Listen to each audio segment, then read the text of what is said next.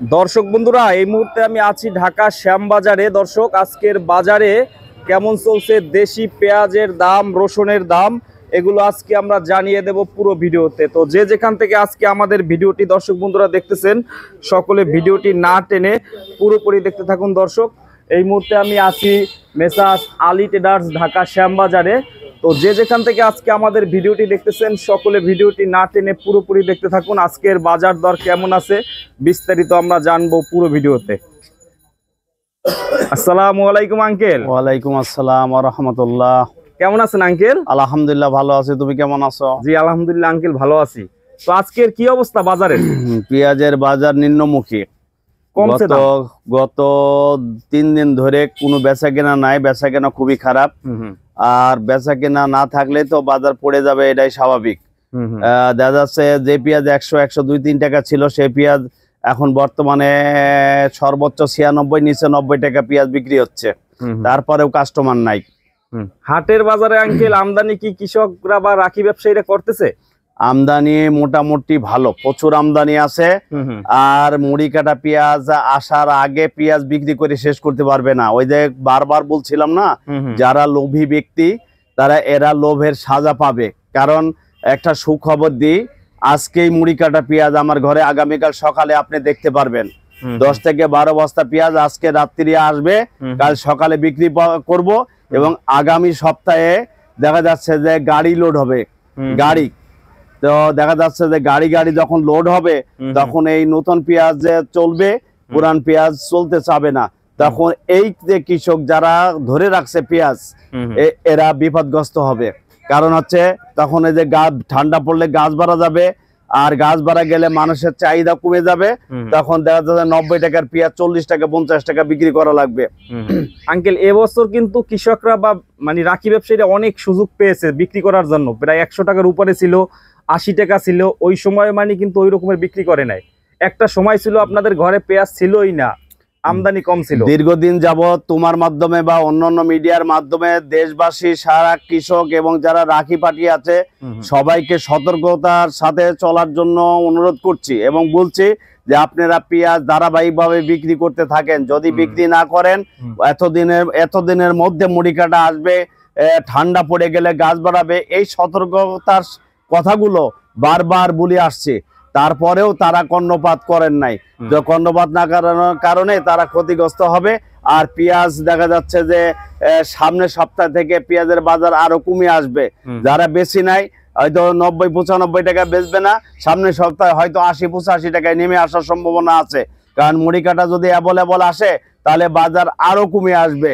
হ্যাঁ, তো এইভাবে কমে আসলে ক্ষতিগ্রস্ত হবে না, ক্ষতিগ্রস্ত হবে। এই জন্য সরকারে বারবার অনুরোধ করছি, সরকার কিন্তু আমাদের অনুরোধ শুনছে। বাইরের পেঁয়াজ আনে নাই, বাইরের পেঁয়াজ না আনার কারণে কৃষক বাঁচছে এবং যারা রাখি করছিল তারাও বাঁচছে। কিন্তু কৃষক বাইরের পেঁয়াজ দরকার নাই। আমাদের দেশ নতুন পেঁয়াজ যখন অ্যাভেলেবল শুরু হয়ে যাবে, তখন বাজার আপনি আরো অনেকটা কমে আসবে। তো এই দিকে খেয়াল রেখে যারা পুরান পেঁয়াজ চাঙে রাখছেন, তারা দ্রুত গতিতে বেচেন, নাহলে আগামী সপ্তাহ থেকে মোটামুটি মুড়ি কাটা পেঁয়াজ আমদানি হবে শ্যামবাজারে।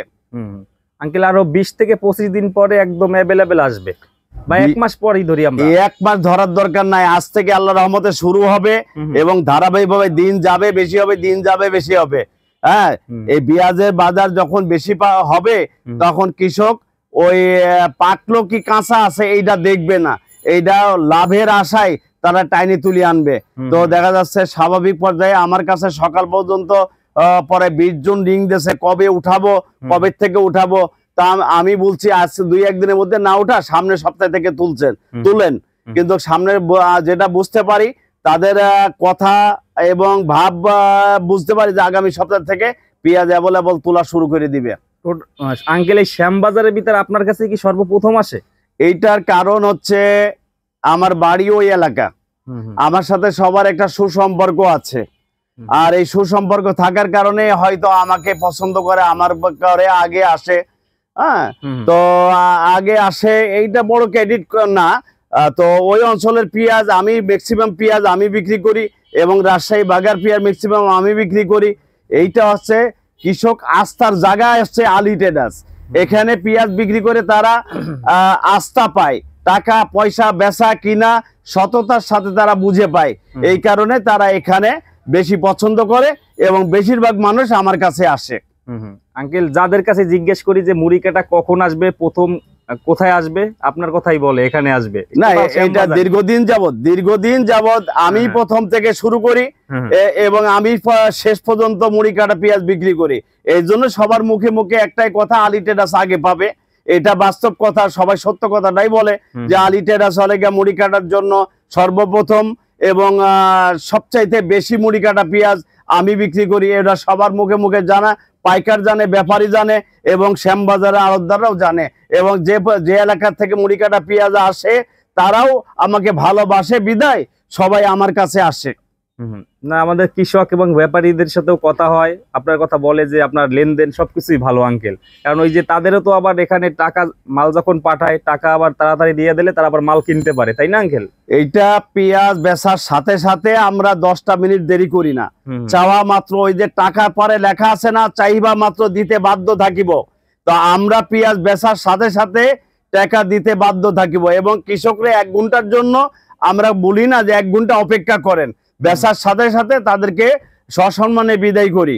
এই গুডউইলটা সারা বাংলাদেশে আমাদের আছে, আর আছে বিদায় তারা নির্দ্বিধায় আমার কাছে পেঁয়াজ পাঠায় এবং আমিও তাদের যত্ন সহকারে বিক্রি করে তাদের অ্যাকাউন্টের মাধ্যমে, ব্যাংকের মাধ্যমে টাকা পাঠিয়ে দিই।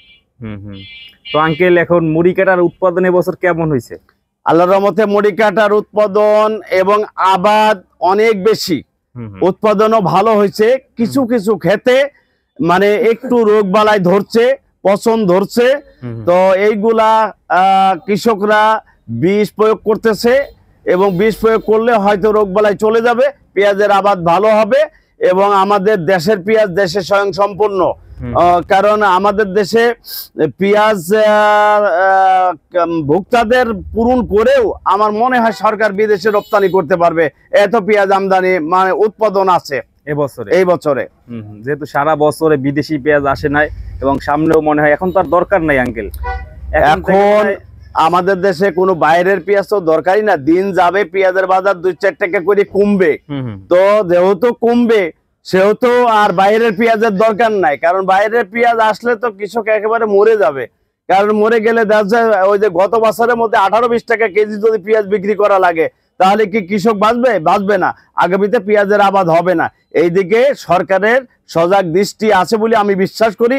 আর সরকার যেহেতু এতদিন আইপি দেয় নাই বা বাইরের পেঁয়াজ আনি নাই, আগামীতেও বাইরের পেঁয়াজ আনবে বলে আমি আনবে না এটাই বিশ্বাস করি। আঙ্কেল, এই 1 সপ্তাহ যাবত দেখতেছি আপনাদের ঘর প্রতিদিনই ভরা থাকে, এখন বেশি বিক্রি কি কম হইতেছে? আজকে 3 দিন ধরে বেচা কেনা অবস্থা খুবই খারাপ। 3 দিনে কোনো কাস্টমার, জোরালো কাস্টমার নাই।